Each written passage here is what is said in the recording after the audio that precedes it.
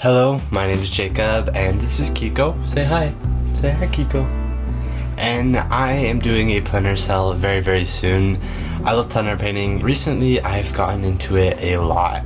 I've been practicing and getting better, and I feel like I'm at the point where I can sell some of my plein air paintings. So this is a release of 15 plein air paintings. These vary in sizes. 9 by 12 and 8 by 10s. So these will be anywhere from like $75 to $100. Are you okay? You want pet? Good boy. Oh. So I'm going to start out with this painting. I really love how this one turned out. This was the second attempt for me. I painted it last year, I think a little bit later in the year. And I wanted to try it again because it was about a year ago, and I think this one is better, but I don't know if it's that much better. So I painted that tree a total of 4 times. This was the first time I ever painted that tree, and it was when the tree was a little bit more in full bloom, and I really liked this one. I just wanted to try it when the entire tree wasn't in bloom, and the top of this tree, which I don't remember it happening, I believe it's a Bradford pear tree, and they stink, but they're absolutely beautiful. And I wanted to focus a little bit on just the 2 trees right next to each other, which I actually thought that this tree was just one tree blooming, but it was actually a crabapple and a Bradford pear blooming at similar times. I painted that tree last fall as well. I saw some artists and I really wanted to give it a go and try to paint some fall foliage. This is the only plein air painting that I actually have fall foliage in. So for it being so simple and so loose, it really came out pretty well. This one was painted from a little bit of a different angle as well. So each time I painted it from a slightly different angle. And then I painted that tree in the winter/fall, and this is how it turned out. It's kind of a little bit more dark and a little more dreary, but I really wanted to focus on where the sky meets the branches and not painting every single branch, and using a technique I've seen many artists use where you kind of just drag your brush along the sky and it kind of creates this in-between color between like a brown and the blue in the sky, and I really like how that looks, so I wanted to try it myself, and I think it turned out pretty good. I painted this painting of a willow, a black willow that we have in our front yard, and I liked how this one turned out. At first I did not like how it turned out. I was kind of second guessing whether I liked it or not, and I actually ended up liking it a lot more than I thought I would, and the more I look at it, the more I actually end up liking it, so I decided to include it in this drop as well. Initially, I kind of just plein air painted and kept all my plein air paintings, which is why I have some older ones. The 3 8 by 10 tree oil paintings, plein air paintings, were done last year. I also did this painting last year as well. This painting, I believe I already did a video on, but I painted it in plein air while we were camping. That day was just really beautiful, and I just wanted to capture the simplicity of the mountain with the reflection, and I think I did pretty good. Looking back at this feels pretty good for, not really knowing much about plein air painting. I've definitely learned some new techniques and gotten some new brushes that have helped, and I'm just excited to keep going and learning more about plein air painting.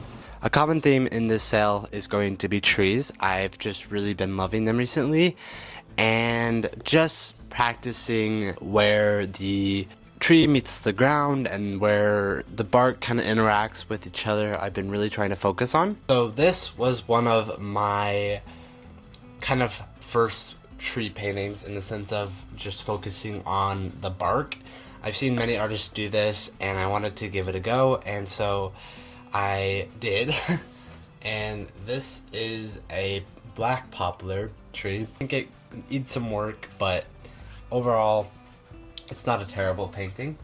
I also did this tree painting. Obviously, all these paintings have trees in them, and this painting was done one evening when this tree was just being hit and the background was so dark, and I just liked the feeling of it. It was giving a mystical kind of feel to it. I just liked how the scene felt, so I wanted to paint it, and I think it turned out pretty good. It's definitely a certain type of vibe, but I like how it turned out. These are not in any order. Some of these paintings were painted months ago and some of them were painted within the last few weeks.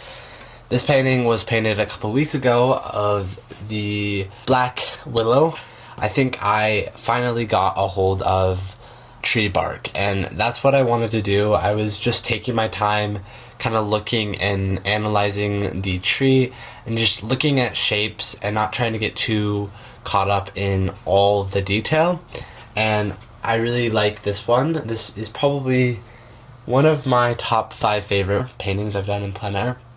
I kept the raw canvas underneath in the corners. I just liked how it looked, and I realized that if I didn't do this, it probably would be a little too green and just a little boring. So I like to keep some of that sometimes, and other times I cover it up. I don't know if people will like that or if people don't, but I like how it looks, and I just want to paint things that I like right now. This painting is definitely not my most favorite plein air painting, but it's not terrible. I did this one evening, and this painting did the same thing as the willow painting for me. It kind of just sat on the ledge for a little while, and when I kept looking at it, and the more I looked at it, the more I kind of started liking it. This one does have a different feeling than some of my other plein air paintings, but a part that I really like is the little birds that are just flying through here. I think overall it gives the feeling that Day gave, and I think that's really the whole point. I did go a little bit more realistic, but really not that realistic. I wanted to stick on a little bit of a tree study type month or couple months, so I've just been painting a lot of those, and I just like to focus on little scenes when I'm plein air painting rather than huge scenes, although the last few I have are kind of bigger scenes. I did this tree study of a pine tree. I really wanted to focus on the tallness of this tree. This tree just felt really big. I didn't quite get the feeling I wanted or the kind of grandness of this tree, but I wish I would have shrunk these trees down a little bit more to right here, and it would have made the pine tree feel a bit bigger. But overall, this painting turned out pretty well. I believe I touched this one up in the studio.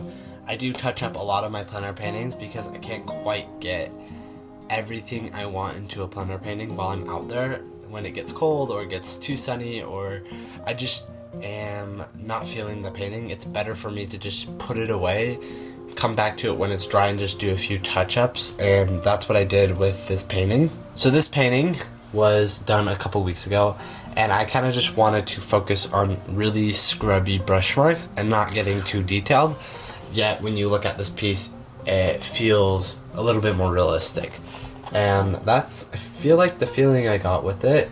It's super scrubby, super loose, and I was getting extremely cold that day. I almost lost my entire easel setup. It almost blew over and could have ruined this painting, but thankfully I caught it. I should have dressed up a little bit warmer on this day, but I didn't, so I guess you learn from your mistakes. Always bring some extra articles of clothing. This painting was the same spot, I mean a lot of these paintings are the same spot, where I first plein air painted. The first time I actually got a pochade box and went out with the intentions of creating a painting in plein air. I wanted to go back more than a year later and recreate this scene. This was my first plein air painting.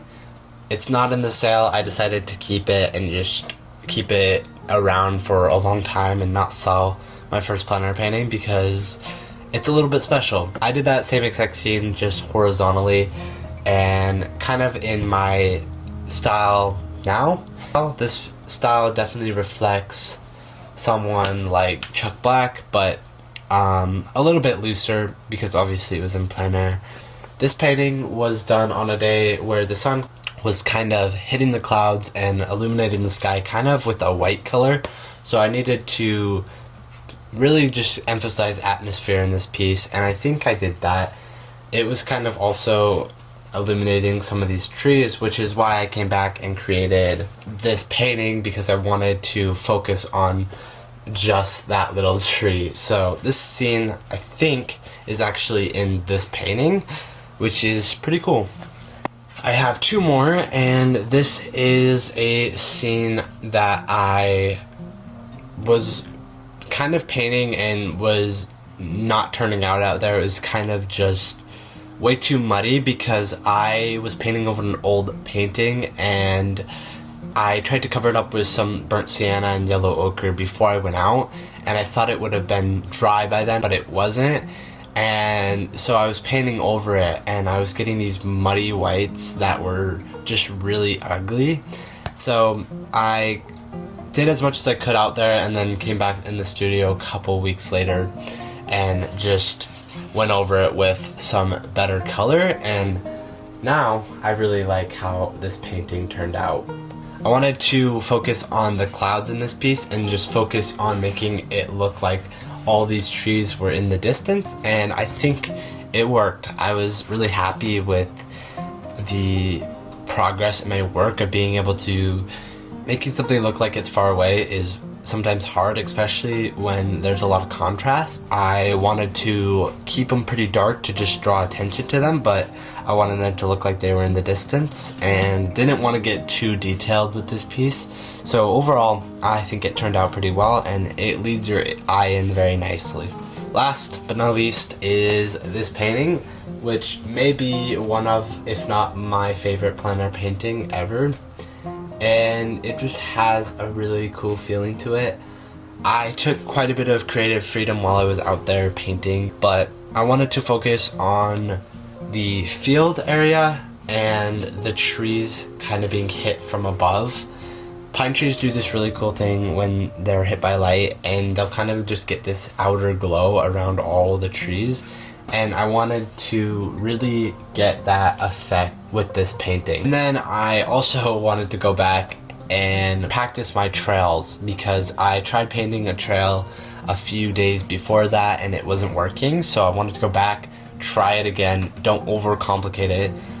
Was trying to study some Isaac Leviton paintings and just see what he did with his trails, and that definitely helped me nail the trail that was back there. So overall, this is 15 paintings. They will be available May 20th. If you guys are interested, sign up for my email list to get 10% off. If you guys are interested in any of these right now, you guys can always email me or DM me for specific ones. Just try to explain them or the order that they were in this video, and I will work out something to where you guys don't have to compete with everyone. I'm hoping these go fast. So if you guys want to keep up on a little bit more of the sales and what I'm doing, you guys can follow me on Instagram. I'll have that linked in the description below. As always, thank you guys so much for watching. I hope you have an amazing day. I'll see you guys in the next one. Goodbye. I'm now trying to hold this with my hurt hand. It's so awkward. Okay, I think that's good. Should I do like a Mr. Beast thumbnail? Okay. Hopefully that's enough.